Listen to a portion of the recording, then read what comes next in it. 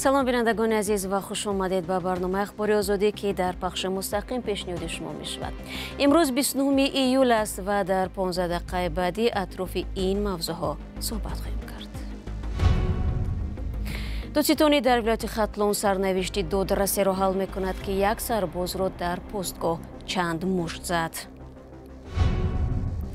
دستور پاکسازی ولایت مسکو از سیاهسران، مقامات روس برای مبارزه با مهاجران سربازانی را جلب کردند که در جنگ با اوکراین شرکت داشتند. طور ذکر شد با گفته رئیس مقصد اساسی سفید کردن ولایت مسکو از خارجیان سیاهسر است. و قرار قطعی است چایخانه راحت و تئاتر لاهوتی تخریب کرده شده، به جای آنها بناهای زمانوی می سازند. دادستان نظامی در شهر کولوب تفتیش رفتار دادرسی را به پایان رسانده است که به لطوکوب یک سرباز و یا مقابله به نماینده حکومت متهم می شود. ظاهر مومنزاده رئیس پیشین دادگاه ناحیه شمس‌دین شاهین که بعد این کار از مقامش برکنار شد، دیگر حق ندارد در نظام عدلیه کار کند. حالا معلوم نیست که دادستانی کل نسبت به ظاهر مومنزاده چه چاره می اندیشد. محمود جان رحمتزاده گزارش می دهد. نتیجه های سنجش رفتار ظاهر مومنزاده رئیس پیشینه دادگاه شمس‌دین شاهین از طرف دادستان حربی کولوب به دادستان کل تاجیکستان فرستاده شدند.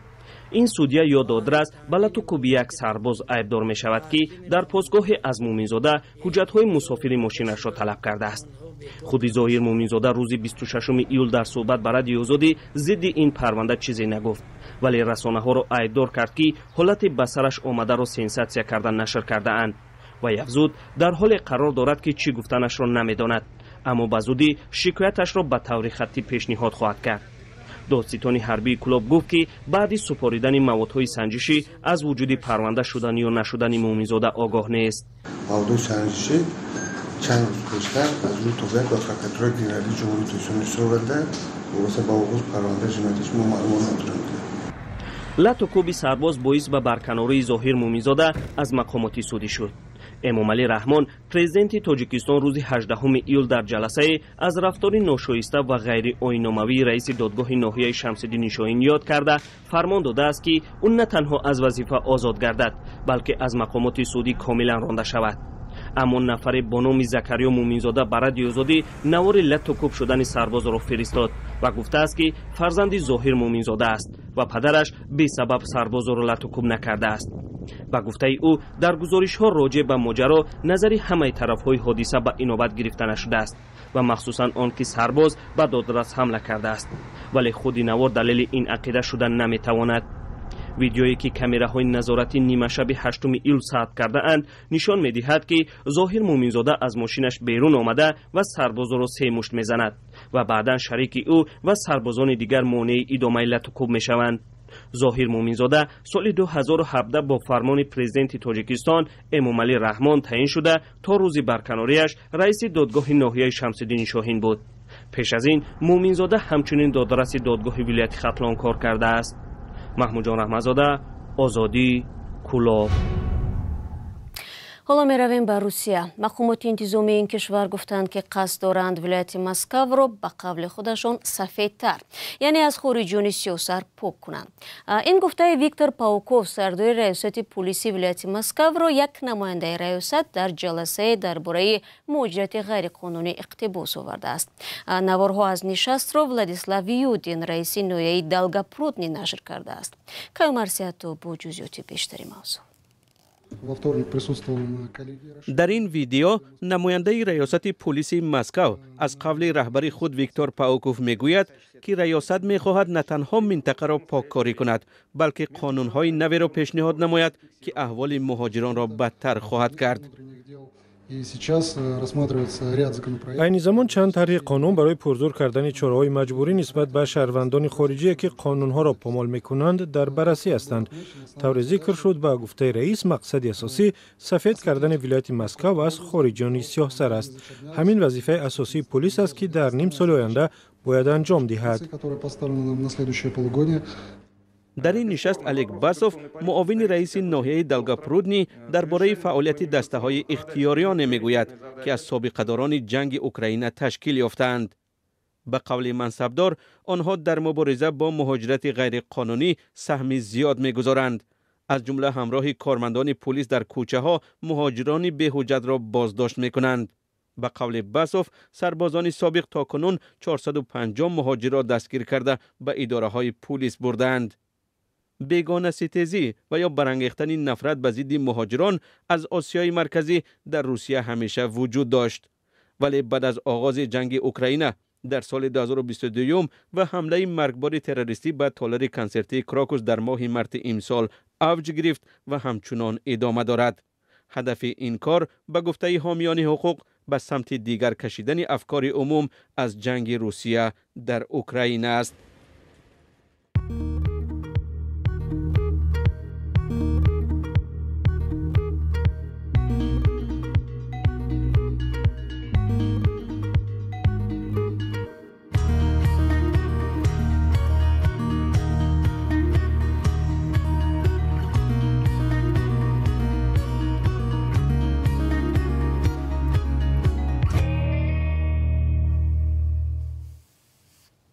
شما برنامه اخباری رادیو زودی را تماشا دارید. مسئولان کمیته ساختمان و معماری تاجیکستان تصدیق کردند که چویخانه راحت و تئاتر لاهوتی در مرکز شهر دوشنبه از بین برده میشوند. بحث ویران کردن یا ماندن این دو بنا چند سال باز ادامه دارد و همکنون نشر خبر تخریب این بناها واکنش‌های گوناگونی را میان جانبداران و مخالفان این تشبث به میان گذاشت. برای یوسفی و علیشیر ظریفی موضوع را پیگیری کردند. بیناهای آباد گردند خراب. نظام میرزاداده رئیس کمیته ساختمان و معماری تاجیکستان رسما تایید کرد که بیناهای چویخانه معروف راحت و تئاتر لاهوتی در مرکز دوشنبه تخریب میشوند.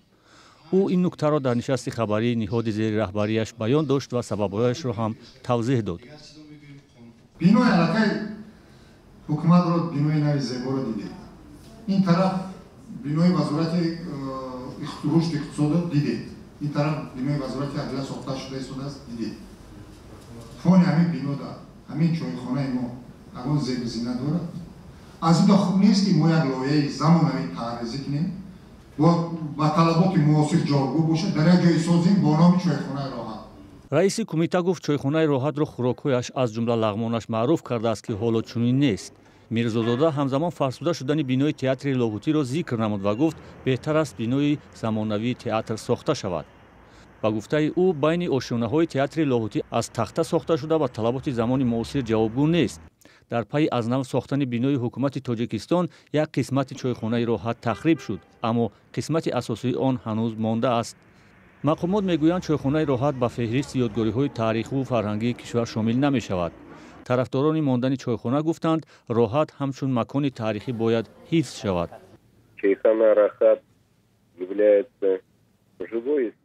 چویخانه راحت تاریخی شهر ما است. تئاتر لاهوتی این کاری دست معماری نخستین ازبکستان باباخان است. برای ما جای افتخار است که ما در شهرمان چنین بنا داریم. بر علاوه در این بنا اکتورهای مشهور کار کردند. آدمانی که در صنعت تئاتری تاجیکستان سهمی ماندگار داشتند.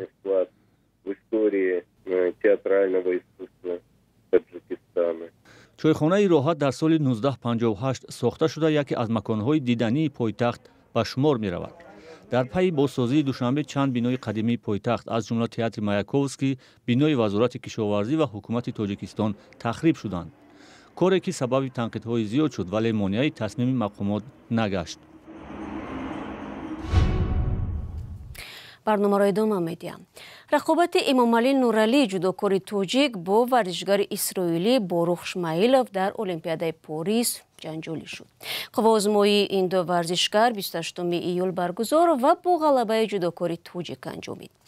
بعضی رسانه‌های بین المللی نوشتند ورزشکار تاجیک بعد پیروزی به جودوکار اسرائیلی دست نداد. مسئولین فدراسیون جودوی تاجیکستان گفتند امامعلی نورعلی یگان قاعده جودو را ویران نکرده است. شبکه فوکس نیوز 28 ایول در گزارش گفت امامعلی نورعلی طبق عنعنه پس از انجام بازی دست رقیب اسرائیلی‌اش را فشردن نخواست و در رقابت بعدی آسیب دید. در نوار رقابت ایومعلی نورعلی و بروخ شمایلوف دیده می شود که دو ورزشگر بعد انجام رقابت با هم دست دراز نکرده و تنها اشاره نیم تعظیم می کنند. ایومعلی نورعلی بعد انجام سبقت انگشتش را می بردارد و اشاره آمین کرده از میدان می براید.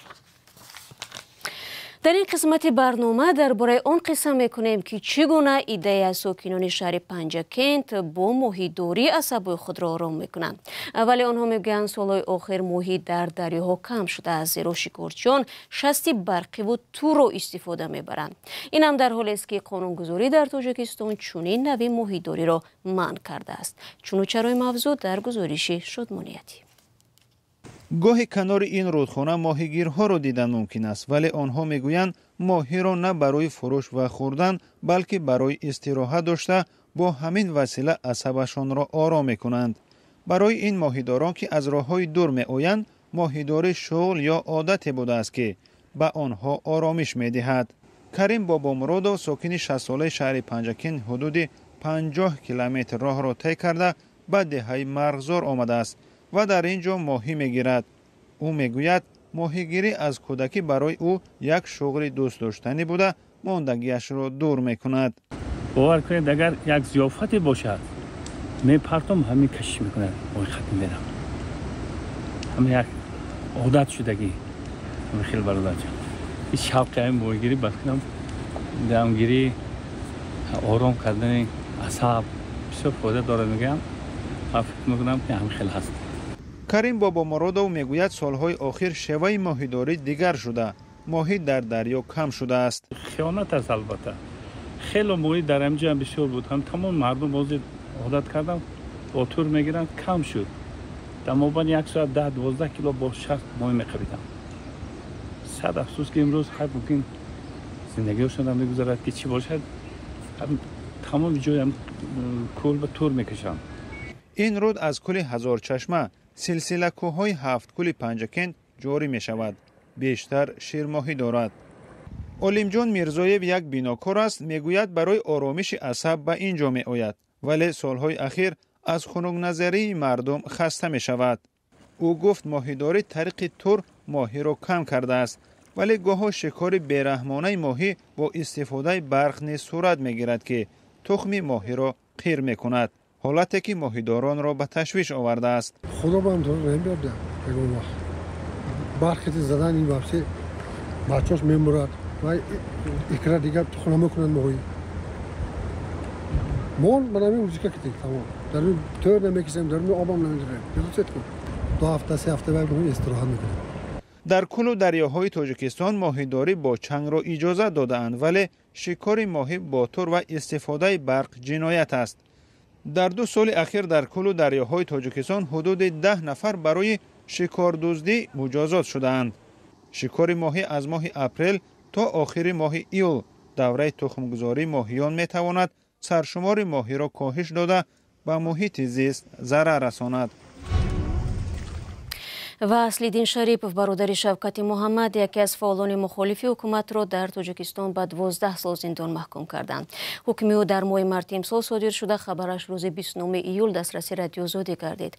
مقامات در این باره اطلاع نمیدهند. بعضی از نزدیکانش گفتند از حکم دادگاه خبر ندارند، ولی میدانند که مرافعه در دادگاه شهر خوجند جریان داشت. یکی از دوستان اسلیدین شریپov به شرط فحش نشدن نامش به رادیو آزادی گفت او را از بازداشتگاه شهر خوجند به یکی از زندان‌های دوشنبه بردند. به منبع اسلیدین شریپov با همکاری با سازمان‌های ممنوع و یا تبلیغ آنها در اینترنت گناهکار دانسته شده است.